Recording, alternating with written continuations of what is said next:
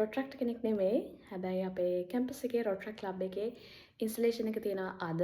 I did last year as well and මම මේ පාරත් compete කරනවා. කොච්චර පඬිත කතා කිව්වත් මට තාම තනියම සාරියක් අඳ ගන්න බෑ. ඒ නිසා මට දැන් යන්න වෙනවා සාරියක් අඳ ගන්න සැලොන් එකට. සැලොන් එකේදී නම් රෙකෝඩ් කරගන්න බැරි වුණා මොකද මම ටිකක් ලේට් වෙලා හිටියේ. and event එක තියෙන්නේ අපේ කැම්පස් එකේ Faculty of Computing and Technology auditorium එකේ. එන්න යන මගේ සාරි එක පෙන්නන්න මේ තමයි outfit of the day. කැත මේකප් එක දාගත්තේ නම් මම ඉතින් final touch up එකක් දාගෙන අපි ගියා rehearsal වලට. කට්ටිය එන්න කලින් අපි voice balance කරලා එතකොට mic test කරලා වැඩේට ලෑස්ති වුණා. Let's see how it went.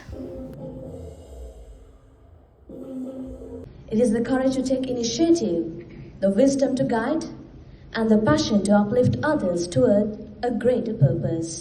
We look forward to a year filled with exciting achievements and meaningful connections. ඒ විදිහට campus computing days වලට තවත් පරිච්ඡේදයක් එකතු වුණා. event එක ඉවරයි. මම නම් science faculty but see how beautiful අපේ computing and technology faculty එක. ඔන්න උදේගේ event එක දැන් හවස 4ටත් ළඟයි.